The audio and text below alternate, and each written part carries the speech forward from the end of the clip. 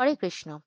শ্রী জগন্নাথ দেবের যে রূপ আমরা দর্শন করি, সেই রূপের পিছনে অন্তর্নিহিত যে লীলাটি রয়েছে সেটি আজকে পড়ে শোনাবো। এই লীলাটি আমরা শ্রীমৎ ভক্তি পুরুষোত্তম মহারাজের শ্রী জগন্নাথ দেবের লীলা কথামৃত বইটি থেকে সংগৃহীত করেছি। অনন্ত লীলা বারিধি পরম পুরুষ ভগবান শ্রীকৃষ্ণ কেন পুরীধামে দারু ব্রহ্মরূপে প্রকটিত হলেন, পুরাণ সমূহে সেই তত্ত্ব ব্যাখ্যা করা হয়েছে। মহারাজ ইন্দ্রদ্যুম্ন একবার মহাসমুদ্রে 3টি বৃক্ষকাণ্ড দারুখণ্ড দেখতে পান। ওই কাষ্ঠখণ্ডগুলি খোদাই করে ভগবানের শ্রীমূর্তি নির্মাণের জন্য শ্রীকৃষ্ণ স্বয়ং শিল্পী বিশ্বকর্মা ছদ্মবেশে আগমন করেন। তিনি তাকে 21 দিন একাকী একটি রুদ্ধ দ্বার কক্ষে রেখে দেওয়ার জন্য রাজাকে নির্দেশ দেন। বিশ্বকর্মা তাকে সতর্ক করে বলেন যে কেউ যদি 21 দিনের পূর্বে দ্বার উন্মোচন করে তাহলে শ্রীমূর্তি নির্মাণ অসম্পূর্ণ থেকে যাবে। 15 দিন অতিবাহিত হলো এবং ওই কক্ষ থেকে তখন আর কোনো খোদাইয়ের শব্দ পাওয়া যাচ্ছিল না। মহারানী গুন্ডিচা দেবী আশঙ্কা করলেন যে বৃদ্ধ ওই সূত্রধর হয়তো অনশনে ক্লিষ্ট হয়ে কক্ষের মধ্যেই প্রাণত্যাগ করেছেন। তিনি রাজাকে দ্বার উন্মোচন করে তদন্ত করে দেখতে অনুরোধ করলেন। রাজা তার এই প্রস্তাবে অসম্মত হলেন। তিনি সূত্রধরের নির্দেশ অনুসরণ করতে চাইলেন, কিন্তু রানীর অনুনয়ে শেষ পর্যন্ত তিনি ওই কক্ষের দরজা খুলে কক্ষে প্রবেশ করলেন। মর্মাহত হয়ে তিনি আবিষ্কার করলেন যে সূত্রধর অন্তর্হিত হয়েছেন আর শ্রীমূর্তিসমূহের নির্মাণ কার্য অসমাপ্ত রয়েছে। রাজা অত্যন্ত শোকাবিষ্ট হলেন। তখন একটি অদৃশ্য দৈববাণী ধ্বনিত হলো, দুঃখ করো না, যেহেতু তুমি তোমার প্রতিশ্রুতি রক্ষা করনি আর 21 দিন পূর্ণ হওয়ার পূর্বেই দ্বার উন্মোচন করেছ, সেজন্য বিগ্রহসমূহ এই রূপেই বিরাজ করবে। তুমি বিগ্রহসমূহে পূজা আরাধনা আরম্ভ করতে পারো। মূর্তিসমূহ প্রতিষ্ঠার জন্য ব্রহ্মলোক থেকে ব্রহ্মাকে আমন্ত্রণ করো। এই বর্ণনা থেকে এমন মনে হতে পারে যে এই বিগ্রহসমূহ ভগবানের অসম্পূর্ণ বা অসমাপ্ত মূর্তিরূপ। ভগবানের এই শ্রীমূর্তিসমূহে অনেকে অনেক প্রকার ব্যাখ্যা দিয়েছেন। কেউ বলেন যে পরম ব্রহ্ম নিরাকার এবং জগন্নাথের এই হস্তপদহীন অসম্পূর্ণ রূপ সেটি প্রমাণ করে। অন্য কেউ কেউ বলেন যে শ্রী জগন্নাথের এই রূপ বুদ্ধের রূপ। এছাড়াও কেউ কেউ আবার একে ভৈরবের রূপও বলে থাকেন। কিছু ব্যক্তির কাছে এই রূপ অত্যন্ত ভয়ানক মনে হয়, কিন্তু এত সব সত্ত্বেও বহু মানুষ ভগবানের এই মূর্তির সৌন্দর্য, বিশেষত বিগ্রহের স্মিত হাস্য উদ্ভাসিত মুখকমলের সৌন্দর্যে জয়গান করেন। এই সমস্ত দাবি সত্য, কেননা তিনিই সবকিছু। ভগবানের এই শ্রীমূর্তিসমূহের আকৃতি এমন কেন, তার একটি অতি নিগূঢ় রহস্যময় কারণ রয়েছে। বস্তুত শ্রী জগন্নাথ, শ্রী বলদেব এবং সুভদ্রা দেবীর এই রূপ আদৌ বিকৃত বা অসম্পূর্ণ নয়, বরং এই মূর্তিরূপগুলি নিত্য শাশ্বত। এই রূপগুলি পরমেশ্বর ভগবানের পরম পূর্ণ রূপ। এমন নয় যে রানী মহারাজ ইন্দ্রদ্যুম্নকে কাল পূর্ণ হওয়ার পূর্বেই দ্বার খুলতে বাধ্য করেছিলেন বলে ভগবান এমন রূপে প্রকটিত হয়েছেন। প্রকৃতপক্ষে ভগবান ইতিপূর্বেই তার ভক্তগণের কাছে তার এই দিব্য সুন্দর সর্বোত্তম রূপ প্রকট করেছিলেন। শ্রী জগন্নাথ করুণাপরবশ হয়ে ব্রহ্মাণ্ডের সকল জীবকে উদ্ধার করার জন্য প্রত্যেককে তার দর্শন প্রদান করেন। ভগবান ও ভক্তদের মধ্যে এই প্রীতি বিনিময় প্রেম বৈষ্ণবগণ উপলব্ধি ও উপভোগ করেন এবং তারা নিম্নোক্ত ভগবৎ লীলা আস্বাদন করেন, যেখানে ভগবান কেন জগন্নাথ রূপে প্রকটিত হলেন তার কারণ বর্ণনা করা হয়েছে। মথুরা ত্যাগ করে শ্রীকৃষ্ণ তার 16,108 জন স্ত্রীসহ দ্বারকায় নিবাস করতে থাকেন।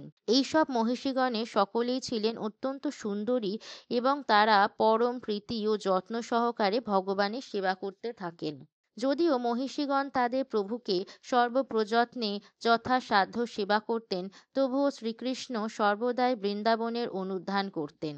তিনি নিরন্তর ব্রজবাসীদের কথা, বিশেষত গোপীদের কথা স্মরণ করতেন এবং তিনি তীব্র ব্যাকুলতা সহকারে তাদের সঙ্গে তার নানা লীলাবিলাসের কথা স্মরণ করতেন।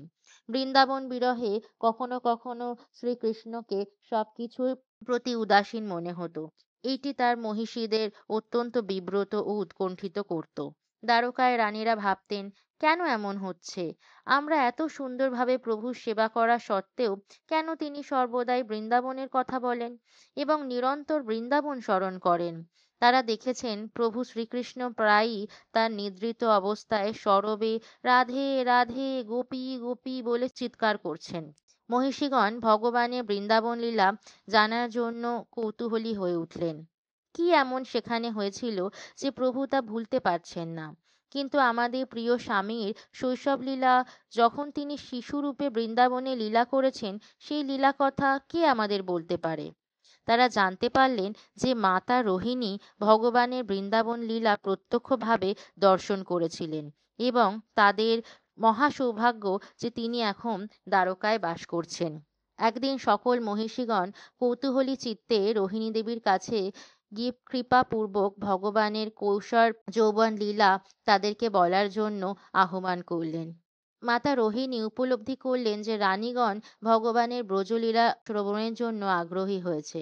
তিনি বললেন, বাস্তবিকই শ্রীকৃষ্ণের ব্রজবিলাস লীলা অনন্য, অনুপম, এতই বিশিষ্ট এই লীলা যে স্বয়ং শ্রীকৃষ্ণ এই লীলা মহিমা শ্রবণ করে এর প্রতি আকৃষ্ট হয়ে পড়েন। আমি তোমাদের কাছে ওইসব অপূর্ব বিস্ময়কর ব্রজলীলা বর্ণনা করতে পারি, কিন্তু একটি শর্তে। আমি যখন সেই সব লীলা কাহিনী বর্ণনা করব, তখন কৃষ্ণ বলরাম যেন শ্রবণ করতে না পারে। যদি তারা শ্রবণ করে, তাহলে বড় আকারের সমস্যার সূচনা হতে পারে। একবার কৃষ্ণ ও বলরাম দ্বারকায় সুধর্ম সভাগৃহে একটি সভায় যোগদানের জন্য গমন করলেন। তখন শ্রীকৃষ্ণের সকল মহিষীগণ তাদের অনুপস্থিতির সুযোগ নিলেন। তারা সকলে একটি প্রশস্ত কক্ষে সমবেত হয়ে রোহিণী মাতাকে শ্রীকৃষ্ণের শৈশবলীলা বর্ণনা করার জন্য অনুরোধ করলেন।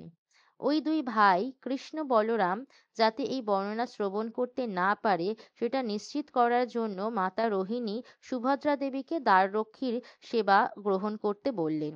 ঠিক হলো, তিনি ওখানে কৃষ্ণ বলরামের আগমন হলে রোহিণী মাতাকে ইঙ্গিতে জানিয়ে দেবেন। এখন সবকিছুই প্রস্তুত। সমস্ত মহিষীগণ প্রবল আগ্রহে ও উত্তেজনায় সেখানে রোহিণী মাতাকে ঘিরে সমবেত। সুভদ্রা সেই প্রশস্ত কক্ষের দ্বারে তার দুই হাত বিস্তার করে দ্বার রোধ করে দাঁড়িয়ে আছেন, কেউ ভিতরে প্রবেশ করতে না পারে, বিশেষত কৃষ্ণ বলরাম।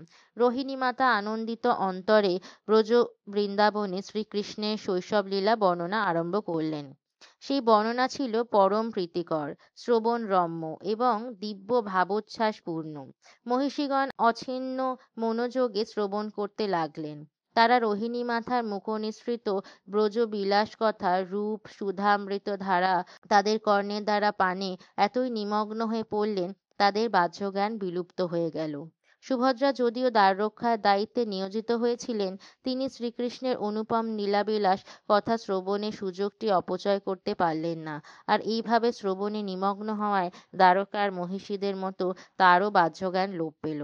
কৃষ্ণ বলরাম সভায় যোগদান করে সেখানে ব্যস্ত থাকলেও তারা বুঝতে পারলেন যে মাতা রোহিণী তাদের বৃন্দাবন লীলা কথা বর্ণনা করছেন।